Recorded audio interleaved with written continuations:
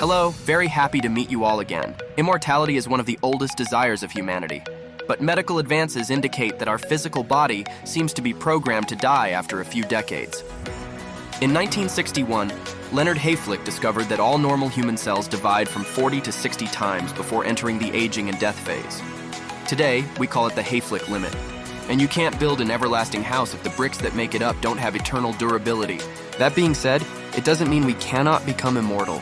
It just means that we need to look at it a different way. Many people find that humans are actually composed of two parts, the body and the mind. If we can separate the mind from the body, we will no longer be bound by the Hayflick limit or the expiration date of the vessel containing our mind. Just like transferring all of the data in your old iPhone to a new one. Some scientists believe that information in the brain can be transferred or copied in part or in whole to a USB drive or, simply, another brain. In this video, we will discuss the possibility of creating a version of immortality by backing up the human mind. First of all, why would you need a brain in a USB drive? Imagine during a house cleaning, you find a storage hard drive with 1 million bitcoins that you forgot about since 2009. A bitcoin at the time we wrote the script for this video is worth $68,000 on March 18th. So with 1 million bitcoins, you suddenly become the 22nd most handsome person in the world. And most suddenly, the hospital announces that you have terminal cancer with only 3 months to live. You are ready to meet God when you remember you have $67 billion in your bank account. So you contact the top doctors on the Earth server to buy immortality. All shake their heads, but one brilliant mind brings out a USB drive and says, "I will copy your brain into this." With that, you can not only live forever, but you can also go back, relive your life at your most beautiful moment whenever you want. Just plug in this USB drive, press download, install, and that's it. Sounds exciting, doesn't it? This is a fun scenario for you to imagine the necessity of mind uploading. As the name suggests, it is the process of digitizing the brain, where all memories, emotions, experiences, and personality of a person are stored. Then transfer all the data to a computer or robot so that the mind can live forever even though the physical body has died. In this way, future generations believe that humans will be able to prolong life or even achieve digital immortality. Other purposes of uploading the mind include creating eternal backup copies that can be loaded into supercomputers to control space exploration ships between galaxies in search of life beyond Earth.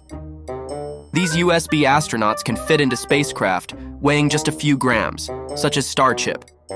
They will not be affected by the vacuum environment, gravity, or deadly space radiation. It will allow unlimited space exploration.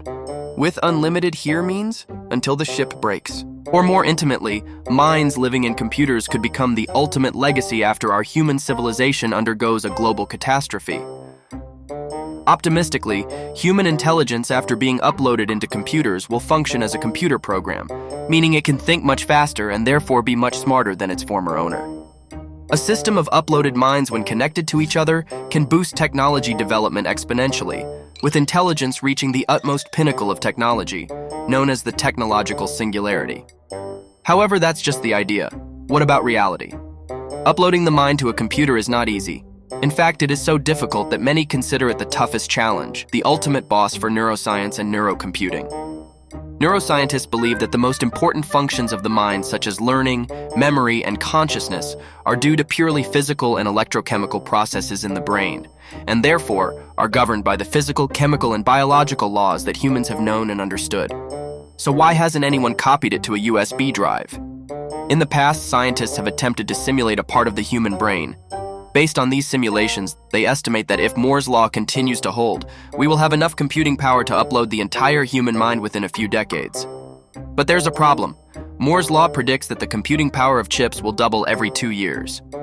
This law had been true since 1975, but since 2010, the power of processors seems to no longer keep up with this law. Nope. In other words, we might be approaching the limit of computing power. But that doesn't mean humanity will never have enough computing power to upload the human mind. Because frankly, nobody knows how much we will need, just that it will surely be enormous. You may have heard somewhere that the human brain has 86 billion neurons. Each neuron can have 15,000 connections with the surrounding brain cells, creating an ultra-complex network of over 1 million trillion connections inside your skull. Just the cerebral cortex, the wrinkled outer part of the brain, contains up to 125,000 trillion synapses. It's equivalent to the number of stars in 1,500 galaxies like our Milky Way. And that's just the tip of the iceberg if you want to replicate the mind. To accurately reproduce the brain, we will need to simulate nearly 100 billion nerve cells and 1 million trillion connections between them. The problem is, each individual nerve cell is an incredibly complex and powerful biological supercomputer. You cannot simply assign the values X and Y or 0 and 1 and be done with it. To model just one nerve cell, you would need to simulate the structure and function of hundreds of billions of atoms, trillions of molecules that make up that nerve cell, as well as all the rules governing how each cell interacts with each other. This task will require computers billions times larger and more powerful than anything we have today. According to pages 80 and 81 of a 130-page study in 2008, to simulate the molecular model of a brain, including the location and random behavior of each individual element that makes up that brain, we will need a processing power of about 10 to the power of 43 flops and a memory of about 38.8 trillion terabytes. It's equivalent to 78 trillion iPhone 15 version 512 gigabytes. When you are struggling with the 10 to the power of 43 flops, it is computing power 8 million trillion times greater than the world's most powerful computer to date, Frontier. Frontier costs $600 million with over 600,000 CPU cores, over 8 million GPU cores, covering an area larger than an IKEA store and consuming nearly 23 million watts of power. But it only meets a fraction of the 8 million trillion computing power required to simulate the brain at the elemental level. Another way to put the brain into that USB is to take a picture of it. In 2010, researchers at the School of Medicine at Stanford University successfully photographed nerve junctions from an utmost thin cut of a mouse brain. To do that, researchers sliced a very thin layer of the brain. This slice is only 70 nanometers thick, equivalent to 700 hydrogen atoms stacked side by side. The brain slice was then stained with an antibody to produce different colors. The final product, as you see it on the screen, besides being beautiful, the images obtained show an unpleasant truth that we don't want to hear. Once again, the brain is more complex than we thought thousands of times. Every nerve junction, every dot of color you see on the screen, what we thought was just a simple on-off switch, turns out to be a processor, a tiny biological supercomputer chip with both information processing and memory functions. Moreover, the nerve junctions do have switches, about 1,000 switches per junction. Altogether, a complete human brain has more switches than all the computers, routers, and internet connections on Earth combined. In other words, your brain alone is more massive than the entire internet network. What?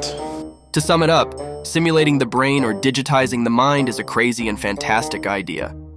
That's why it's currently resided in the realm of science fiction, and Omnicessary will be here to inform you when it comes to reality.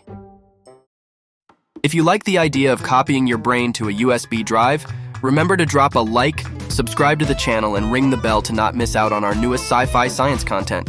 And for now, goodbye and see you again.